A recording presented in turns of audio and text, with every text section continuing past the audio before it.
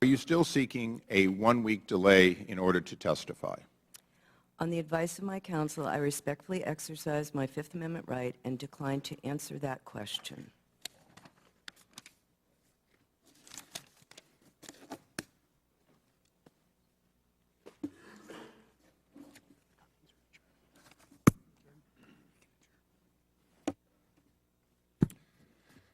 Ladies and gentlemen, seeking the truth is the obligation of this committee. I can see no point in going further. I have no expectation that Ms. Lerner will cooperate with this committee, and therefore we stand adjourned. Chairman, I have a statement. I have a procedural question, Mr. Chairman. Mr. Chairman, I have a procedural question. Mr. Chairman, you cannot run a committee like this. You just cannot do this. We're better than that as a country. We're better than that as a committee. I have asked for a few minutes to ask a procedural.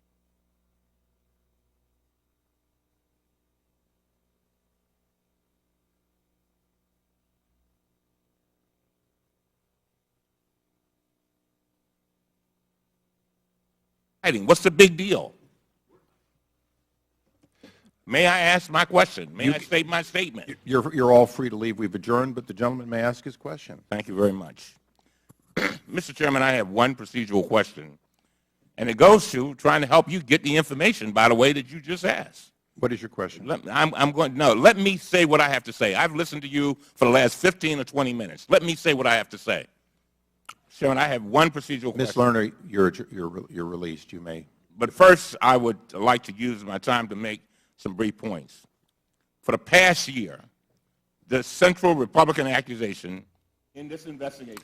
We're adjourned. Close it down. Political collusion directed by. On the left-hand side of your screen, let me just tell our viewers what you're seeing there. Darrell Issa is standing, and he says, "We're adjourned." And Elijah Cummings, who's the ranking Democrat, says, "No, we're not." Of the United States of America. I am tired of this. Well, We have members over here, each who represent 700,000 people. You cannot just have a one-sided investigation. There is absolutely something wrong with that, and this is absolutely un-American. Here, here. we had a hearing. It was adjourned. I gave you an opportunity to ask a question. You have some questions. I do have a question. I gave you an opportunity to make a speech. Chairman, what are you hiding? He's taking the fifth, Elijah. He continued to theme on Sunday when he happened. All right. You're not getting clear audio because it would appear as though Darrell Issa, the chairman of the committee, shut off the audio. So what you're getting is sort of ambient sound from the cameras in the room. It's very hard to understand what Elijah Cummings is saying, but clearly he is quite upset about what has unfolded here. Again, you're just now joining us. Lois Lerner appeared for the second time before the House Oversight Committee, and in response to questions from the chairman, invoked their Fifth Amendment right against self-incrimination.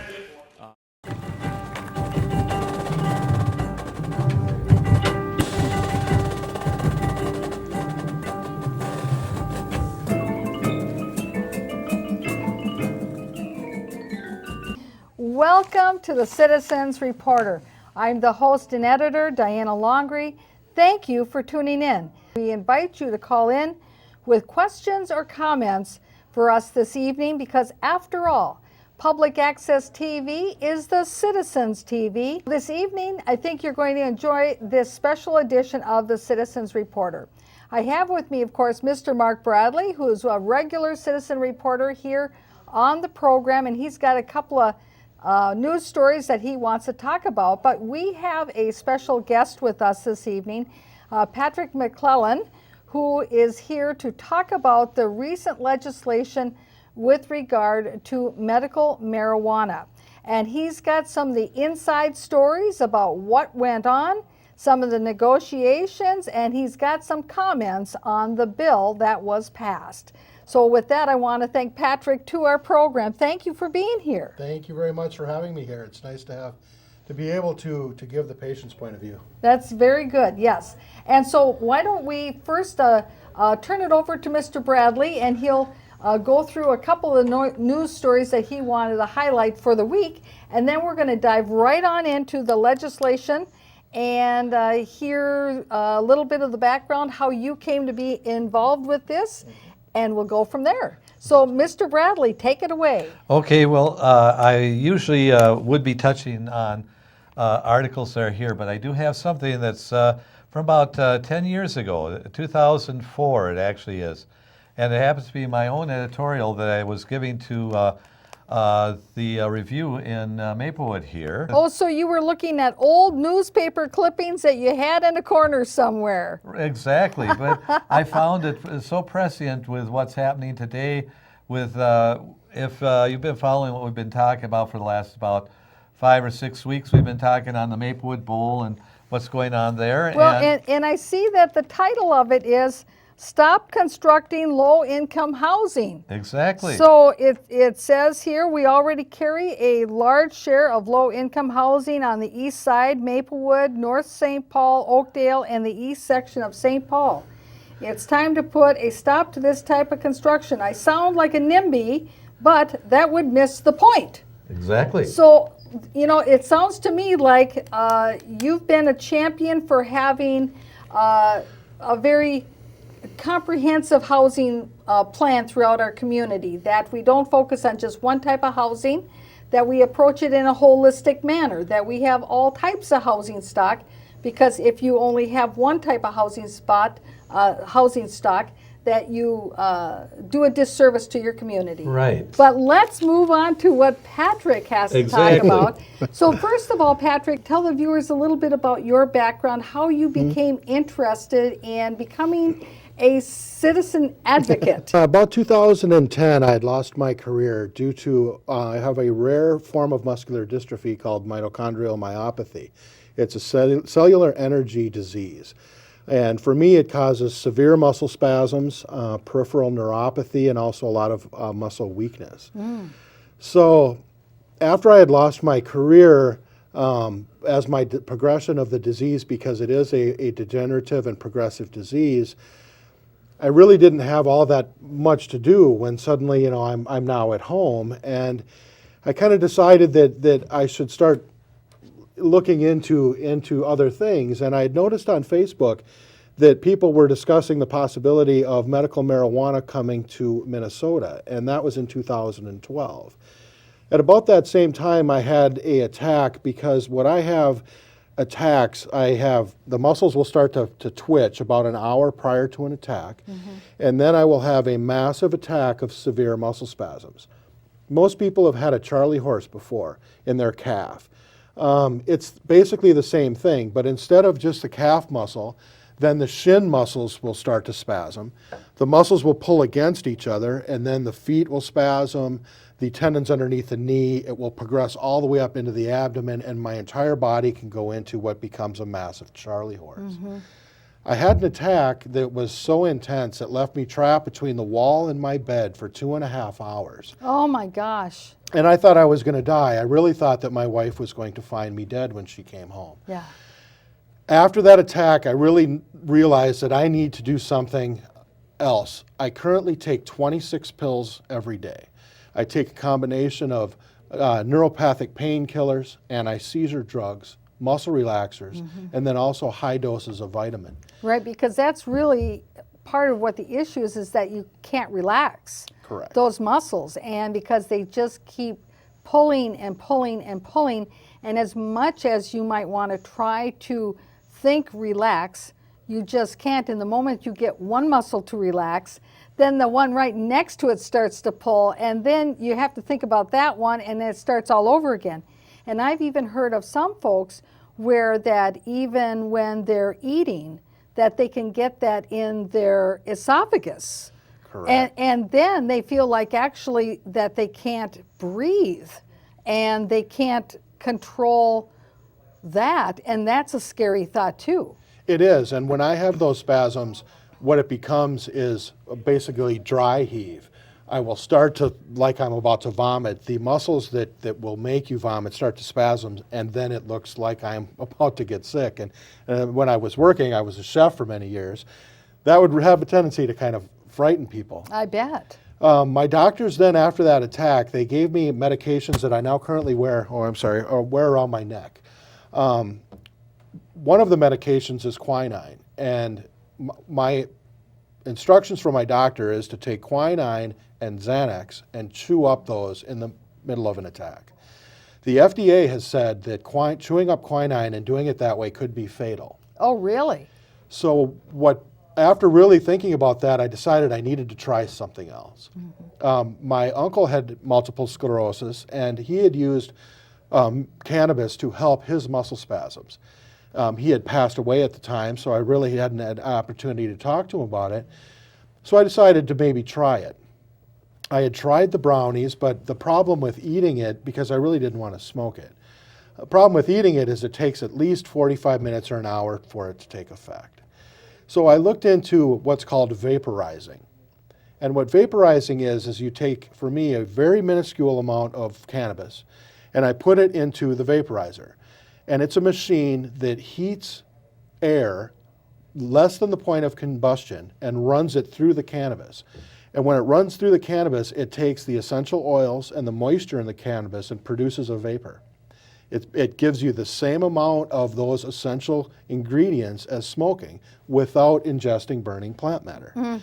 So what I did is when I took 6 months and I had on paper, I did my own little study where I took either when I had the warning signs, I would alternate between the medications around my neck or vaporizing a small amount of cannabis. The vaporizing of cannabis worked 100% of the time and stopped the attack in less than 90 seconds. The medications around my neck, it took 70% of the time it works and about 5 minutes. And after the warnings from the FDA, I decided now it's time to bring this to my doctor. I'm treated at Gillette Children's. So when I discussed it with my doctors at Gillette, they said they have heard many patients that also are saying the same thing, that cannabis is something that I definitely need to use if it's working for me. And I was told to use that before I used the medications that I have been prescribed. Because my doctors believe that the small vaporization of cannabis is safer than a combination of quinine and Xanax. And this was before the legislation was being discussed, correct? That is correct. So I was and then still am using it illegally. And I think that is one of the points that has been made throughout this whole discussion, is that if it's something that has a medical purpose, it seems to work, the doctor supports it. By not making it legal, you in essence are creating a bunch of criminals of folks that is not their intent in the least bit. It is actually rated worse than heroin. Oh, you mean as it's rated as a illegal substance? As an yes. illegal drug. it's a Schedule 1. Schedule 1. Where the medical field may have come up with saying this is a good thing to do. They cannot even experiment with it because it's supposed to be classified as worse than heroin. And for that reason, a lot of the things that could be justified for you and me in our situations are not even looked at yet, and there is no, and that's where you hear, well, there is no proof on it. Well, the proof has to be you have to have somebody with the ability to do the testing. And if you're going to refuse the medical field the right to even take and look at the product, there is no way of actually doing something like that. Right. And that is the issue. Currently in Israel, they're doing a lot of studies on cannabis, especially for MS. A lot of the studies are there. A lot of these studies are in other countries. And what is hard to understand is why it is still classified as a Schedule 1 drug when there is now clear scientific evidence that it has medical benefits. Because the one restriction to make anything a Schedule 1 drug is that it has no medical benefit. And that is now completely disproven. And the legislatures in many, many states are now completely agreeing. The issue then becomes, why is this not being accepted? The largest groups that are fighting this are law enforcement, number one, the prison unions, and then also the alcohol lobby. Alcohol, I'm not surprised because, if suddenly alcohol had a competition, they might lose some market share. exactly. I'd also like to also make the observation that maybe we don't have the support of the drug groups either, because the The fact is- pharmaceutical the companies. pharmaceutical yes. companies, because it's natural and it would be very easily reduced down to be used if we would allow the experimentation of it. And because they could not license it for themselves, you're not seeing that type of support we would need for it here. And one of the issues that I had discovered in this journey is that if you were to go to a physician, say you're being treated for your back, and you were to say, I hear that cannabis can really help my condition, what your doctor is going to tell you is not to do it, not to try it. They have to do that because it's a Schedule I drug. But if you go into your physician, like I did, where I had tried this for 6 months, and said, this is my experiment, this works for me, then they will open up and they will tell you, because you have that doctor-patient relationship, they can then open up and say either I agree or I disagree, do this or don't do this. But if you were to come into a physician and ask for their permission to use a Schedule I drug, they're not going to give it. The only time they'll open up that relationship is after you have already had the experience with it. And I think that's important for people to understand.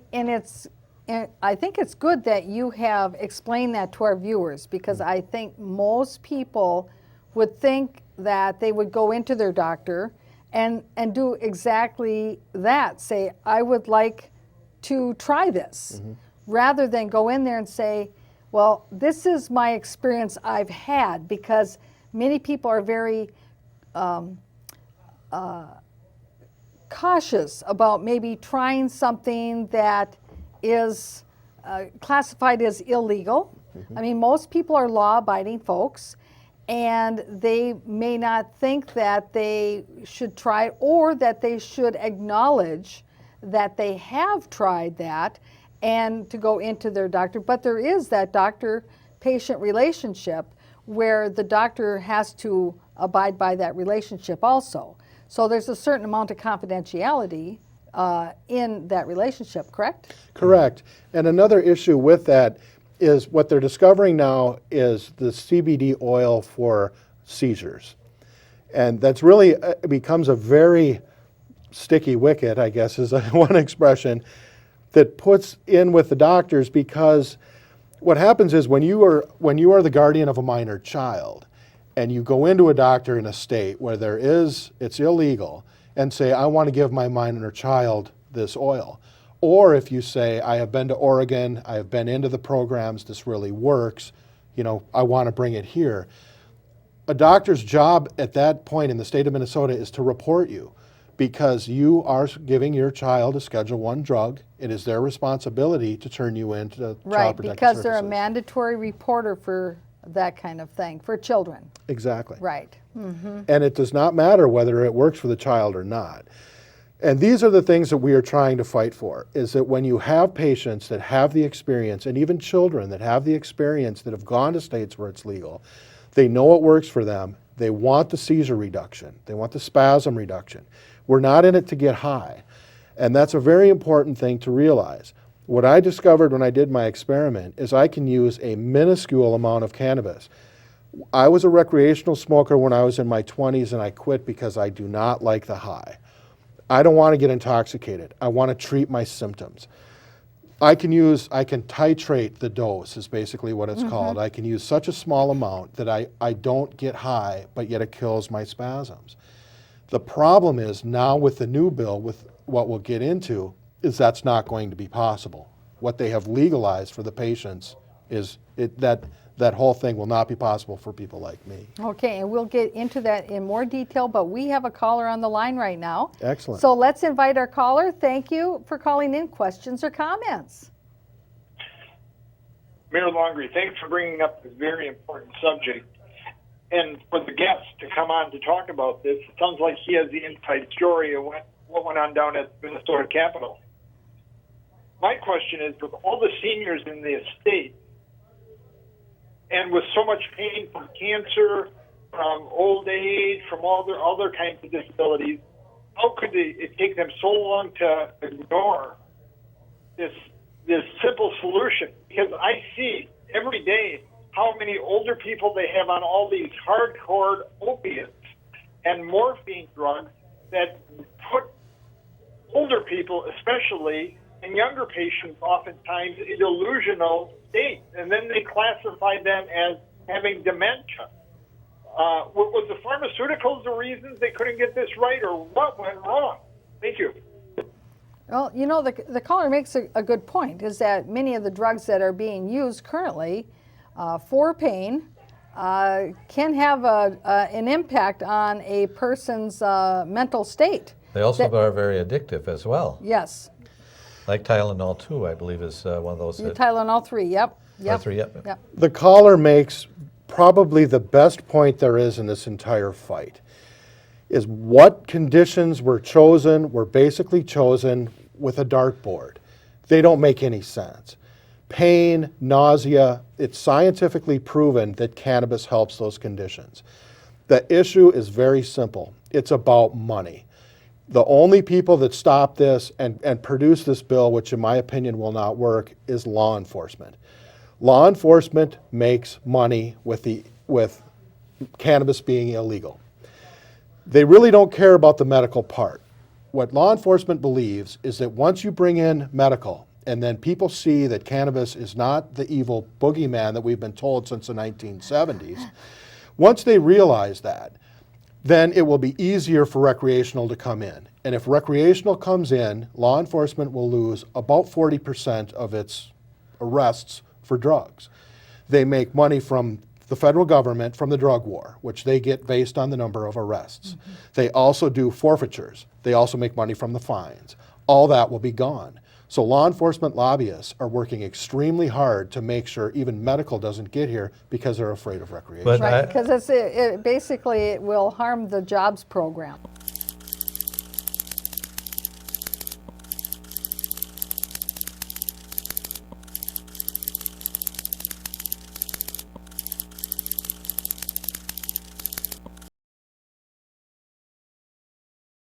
Valley News Team's Hope Hanselman sits down with one of the groups that Minnesota Governor Mark Dayton has said must approve the law before he does. She joins us now. Hope, why are they so strongly opposed? Well, Mike, they're worried this bill will lead to legalized recreational use, and access for teens especially will get out of control. I sat down with that organization to learn more, a conversation that felt defensive. If I were an elected official, you're darn right I'd want to support law enforcement. The Minnesota Peace and Police Officers Association was a major player in former Governor Pawlenty's veto of the marijuana bill in 2009. We know it to be addictive. We know it to be a gateway drug. And we are very, very concerned about going that direction in our state. Executive Director Dennis Flaherty says his agency has spent the majority of the year testifying against these bills, time he'd rather spend lobbying legislation that would better the community and benefit his officers. I know the proponents want to dismiss that and pretend that there are no problems with marijuana. And that's just simply not true. So we wanted to know if enforcing illegal marijuana was benefiting them. Absolutely not. That is a myth and a total, actually very irresponsible that anybody would suggest that law enforcement profits out of marijuana busts. Flaherty says Minnesota police departments have used a tactic called asset forfeiture since the 1980s. That's where police can auction off or keep the firearms and items seized in drug busts. It has been a very effective tool, not the only tool that law enforcement has, but an important one to deal with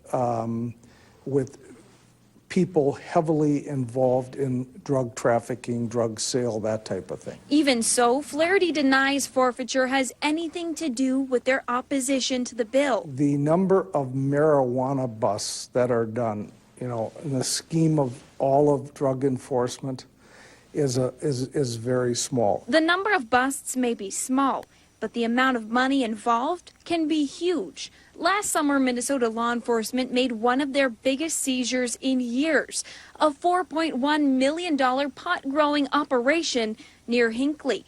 But state data doesn't differentiate marijuana busts from others, so it's not clear what impact they have on departments. Any monies, revenues that may be generated through forfeiture are just used to pay the salaries or getting further tools to focus on the problem.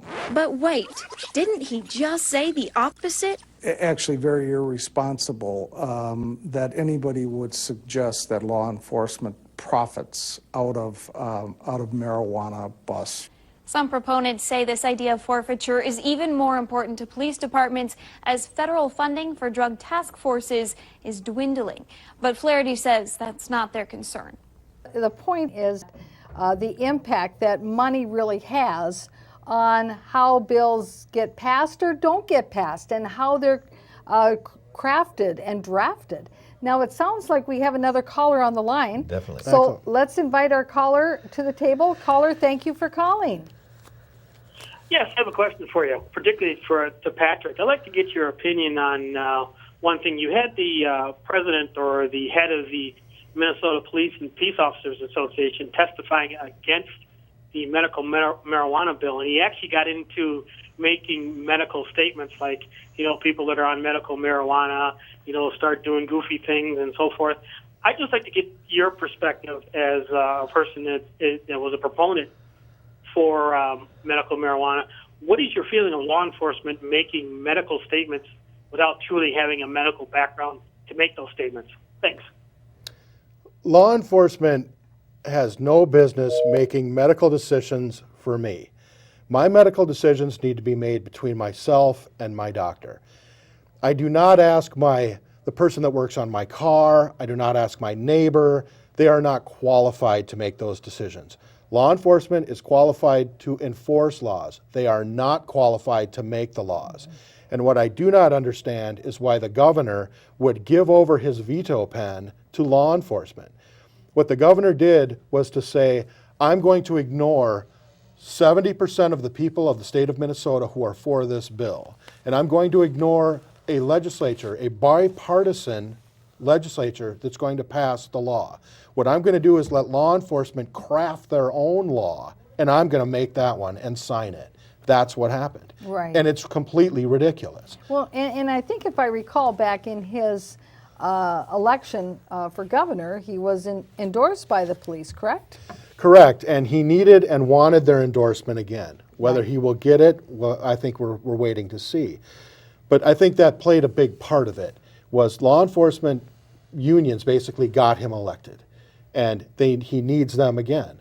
Now, I voted for Governor Dayton, and I've spent a lot of time talking to him about this subject. I really don't understand his position, especially because Governor Dayton told us that he was a recreational cannabis smoker in college, that it basically got him through college. And what I don't understand is when he tells me that, and a room full of sick people or people with dying children, that he was a recreational smoker and that he thinks there's nothing wrong with it, but yet he will let us suffer. He would let the children continue to potentially die. Mm-hmm. It makes no sense. And then he would give over his veto pen to law enforcement. The whole thing is ridiculous. Well, and it goes to the heart again of the impact that politics and looking to the next election can have on an elected official's vote. Mm-hmm. That they are thinking in the back of their mind, balancing between what is the right thing to really do for the people versus what is the right thing to do for their political career. And that is a balance that I think every elected official goes through. I can speak from my own personal experience having been an elected official.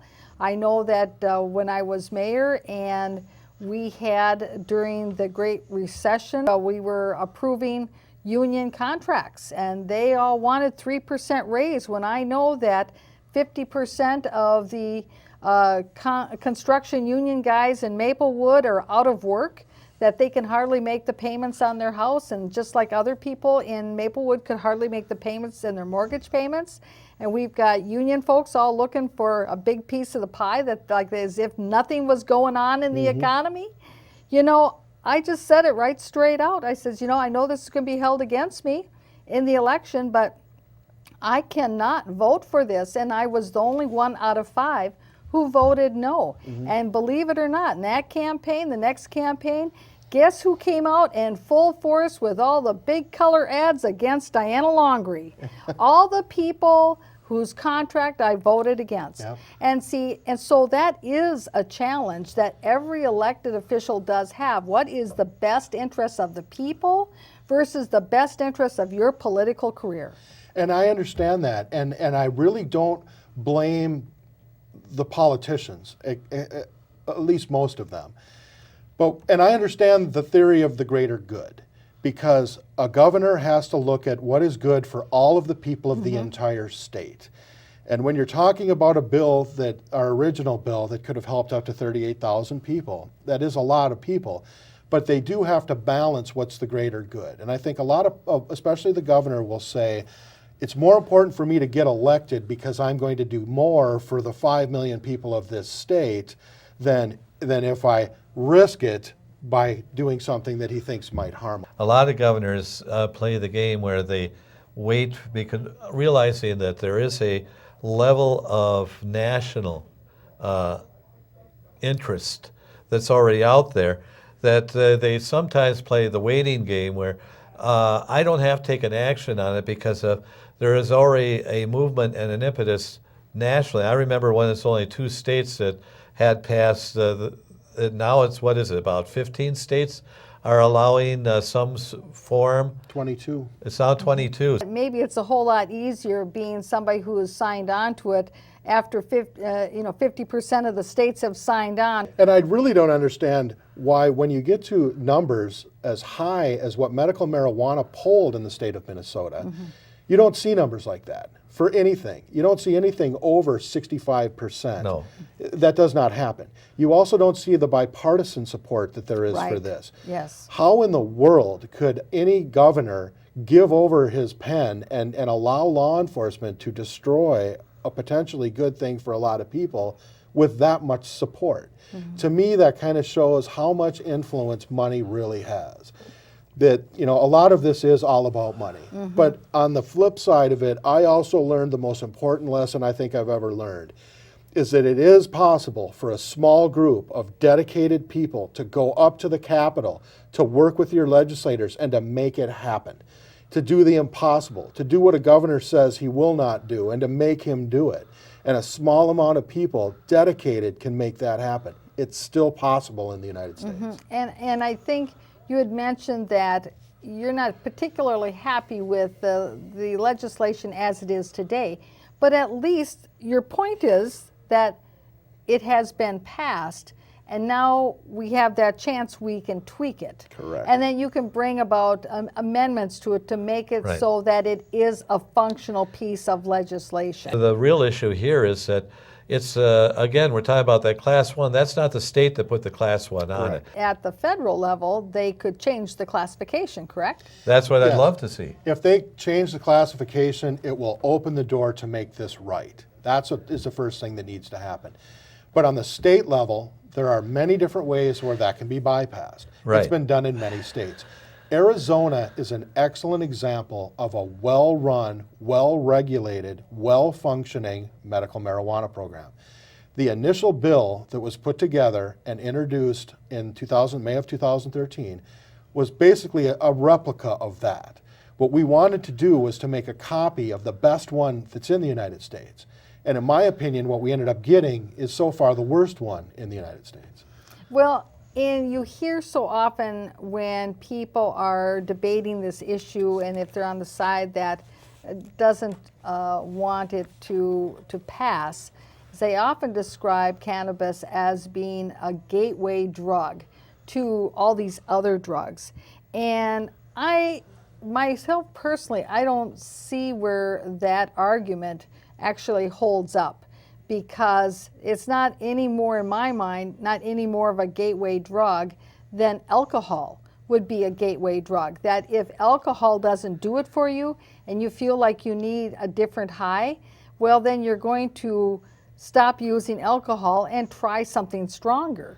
I mean, it could be a gateway drug as well. I mean, You're right. This gateway drug theory has been thrown around for many, many years and has zero scientific evidence for that. A lot of this, they talk about the gateway as a gateway to heroin because that's always the thing that they say you're going to end up with. The bottom line is the gateway to heroin is prescription painkillers. The majority of heroin addicts are heroin addicts because of prescription painkillers.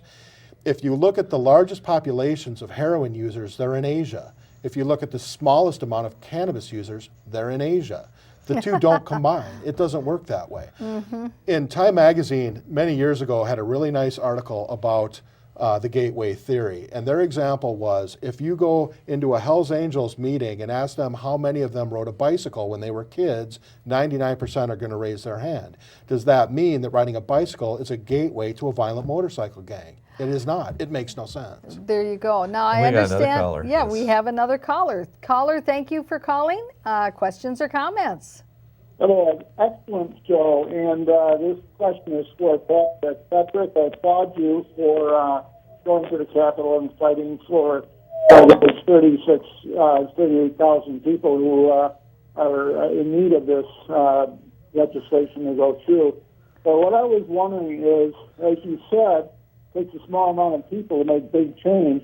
I was wondering if you were able to get anybody that was strictly against it, meaning a politician, to sort of flip their vote. Did you have any success in moving some votes to the other side of the line? Good question. Were you able to do any vote flipping? Absolutely. And that is an excellent example of how the system does still function. Representative Rod Hamilton is a very good example. He is a Republican, and he was completely against it to the point of you wouldn't even talk to him about it. A group of our advocates, of mothers with sick children, went into his office and had a discussion with him. And it was a very emotional discussion. After that, the parents left, and he told me that he looked and he saw the pictures of his kids.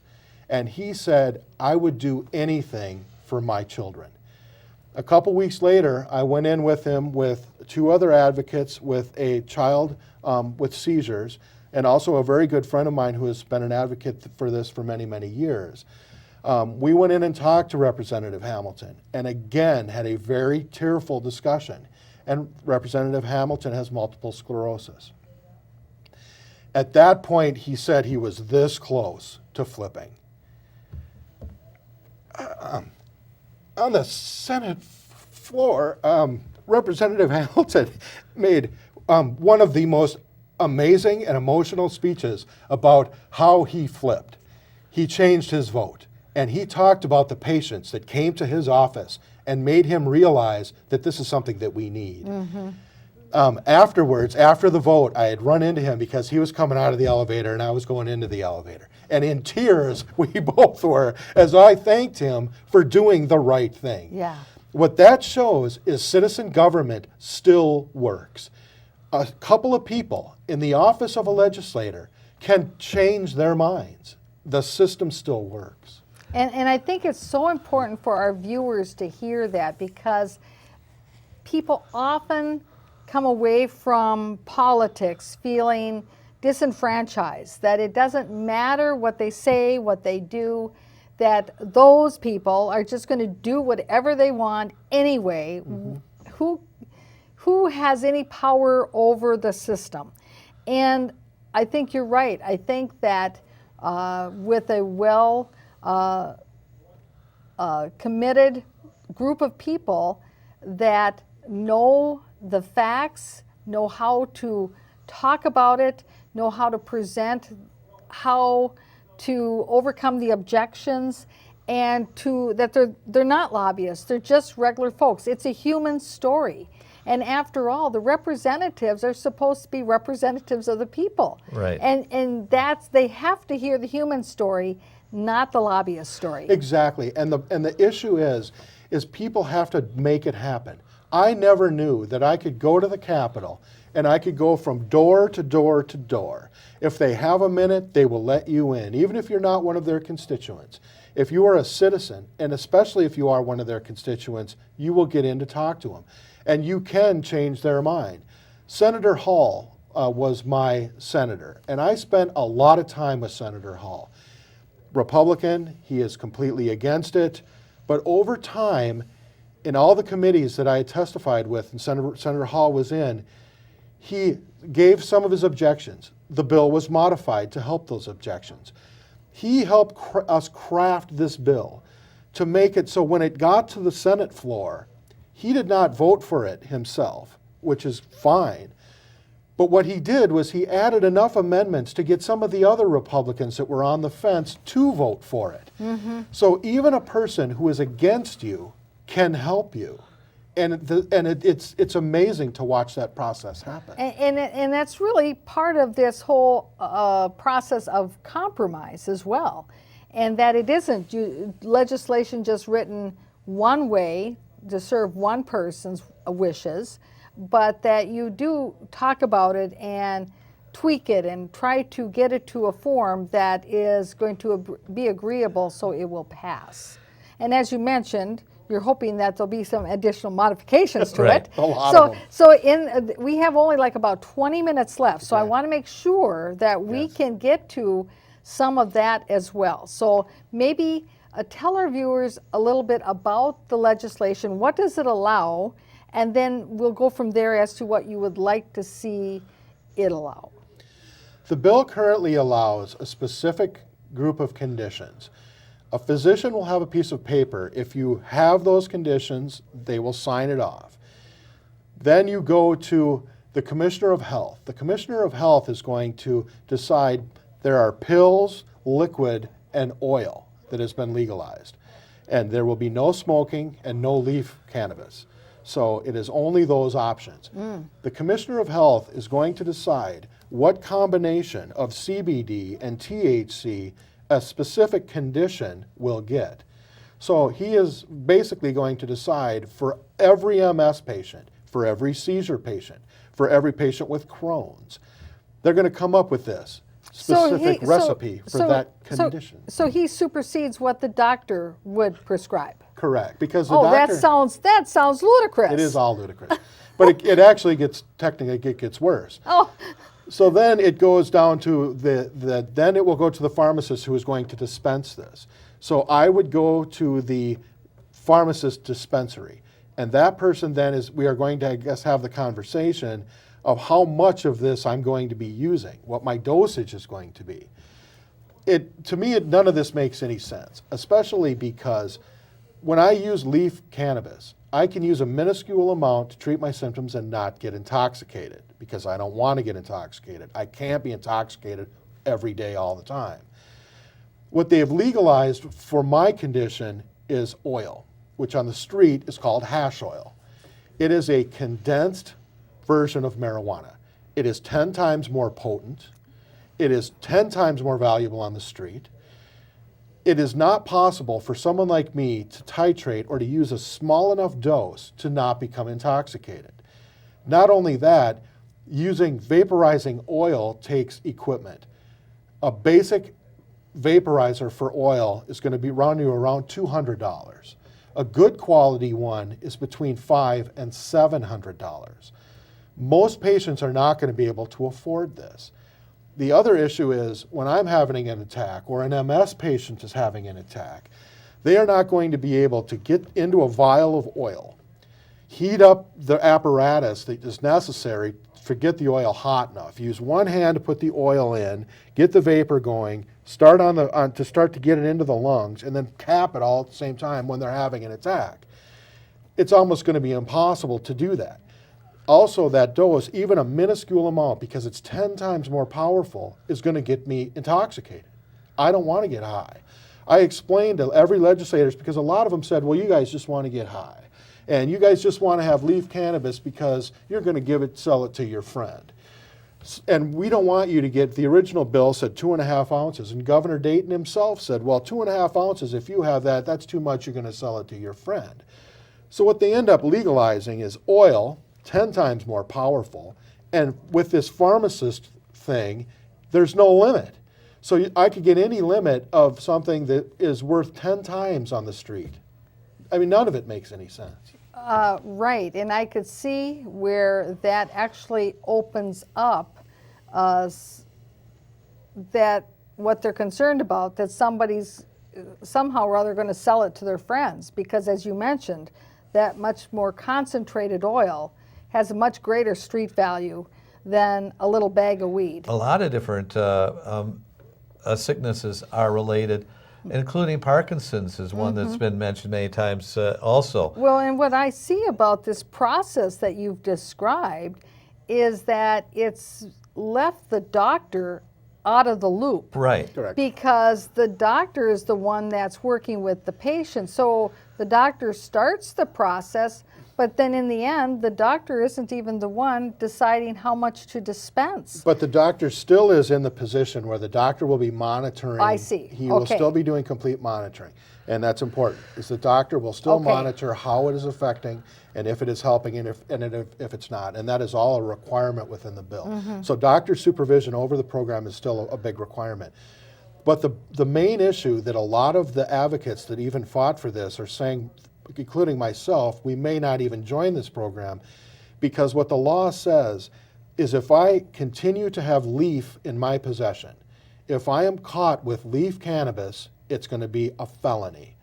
If I am not in the program, it's the same as a parking ticket. So what happens is, if I join the program and I discover that this oil is too powerful for me, and I go back to leaf and I get caught, it's a felony, and I am removed from any medical marijuana program in the state of Minnesota for life.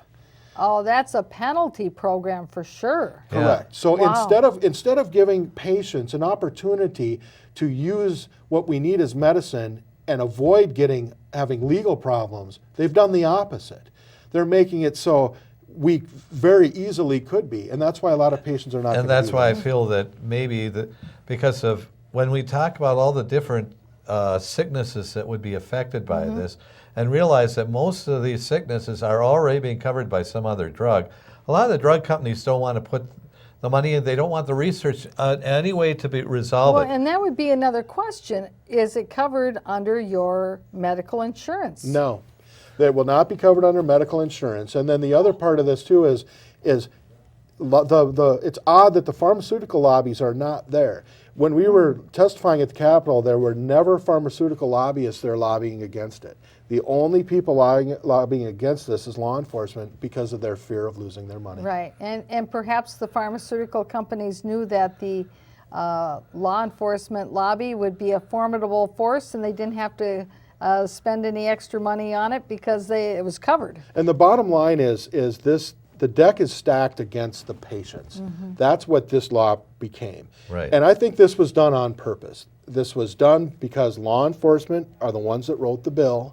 Law enforcement is the one that was able to push this through and to get something that may never work.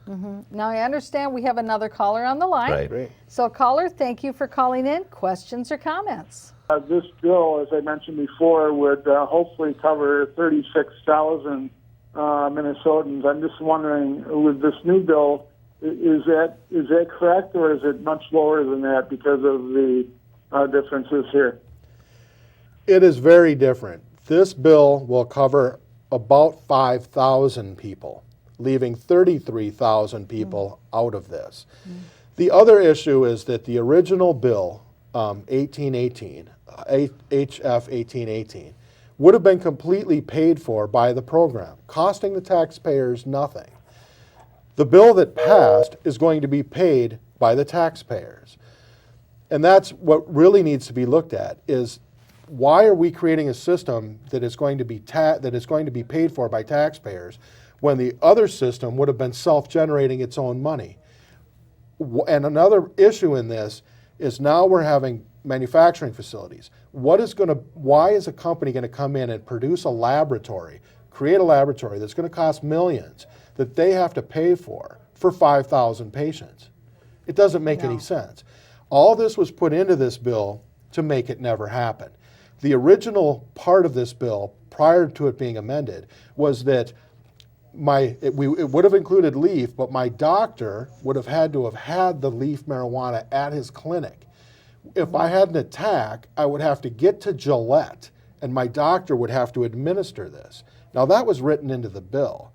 Well, a doctor will never hold a Schedule I drug in his facility. A doctor will never administer a Schedule I drug.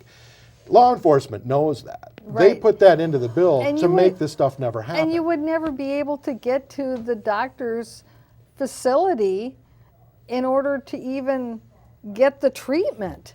Correct. Because if you're having a spasm where you're basically just curled up in a ball and you can't move, how are you supposed to get there? And especially Who's when going to that move you? and when that happens at 1 o'clock in the morning, Gillette's not open.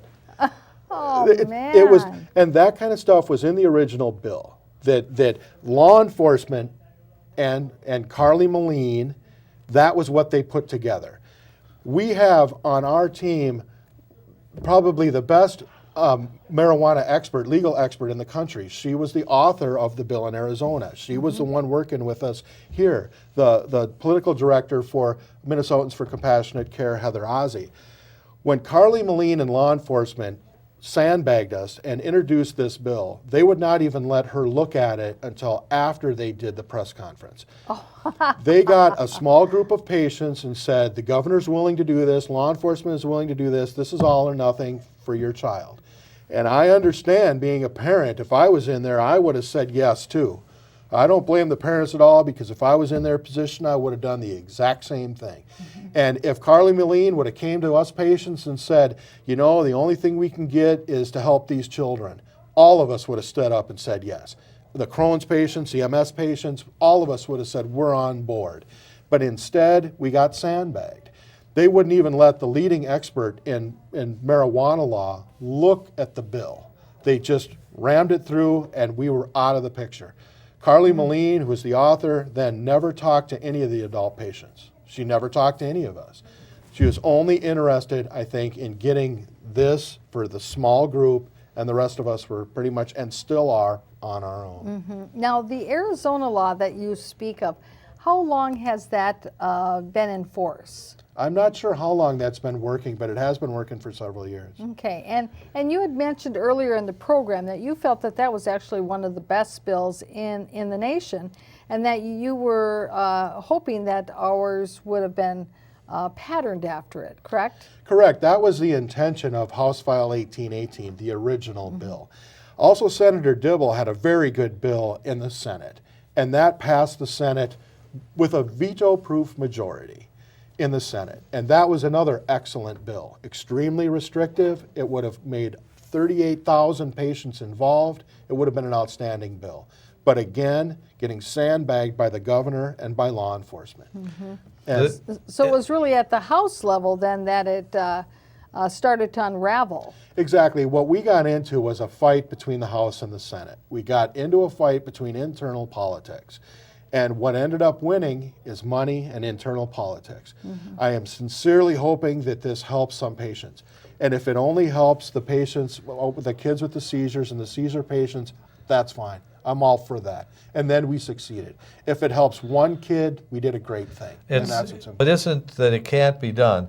It's the will to get it done. And that's where we have to really find that somebody's willing to do it in the states. And I would like to ask any patients out there, any patients with any of the conditions that are either qualified in this bill or qualified in other states, to get a hold of Minnesotans for Compassionate Care and to help join our cause.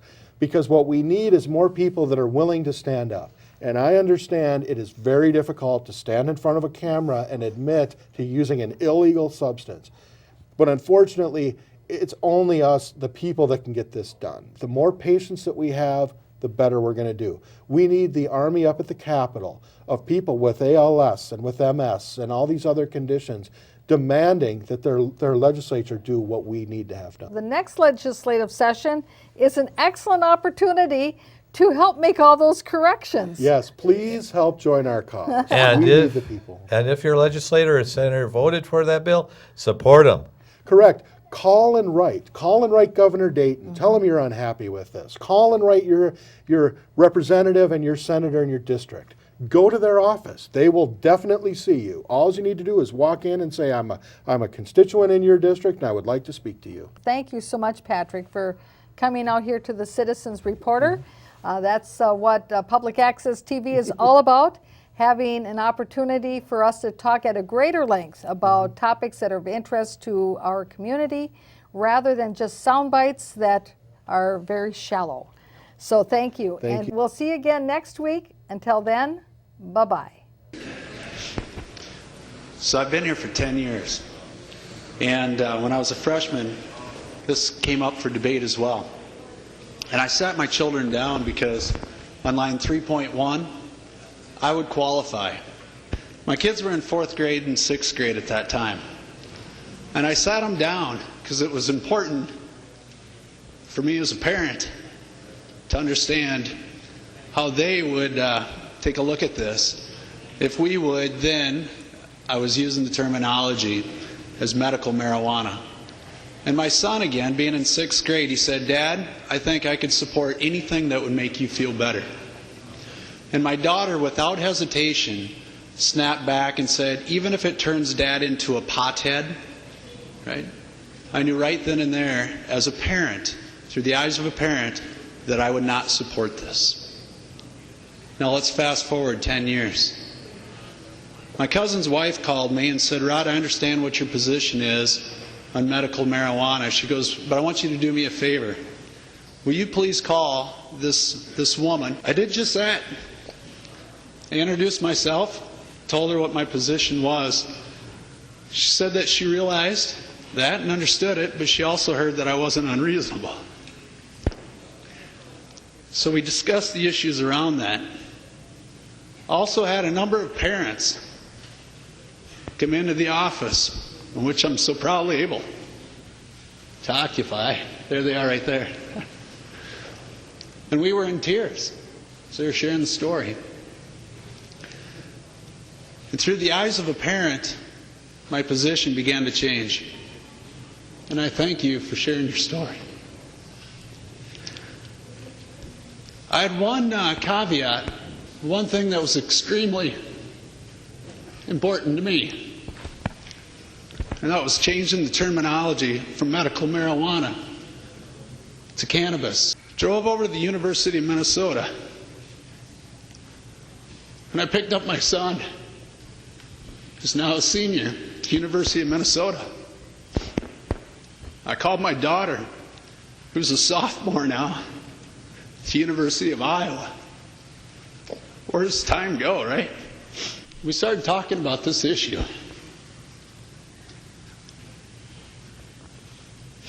I called his sister.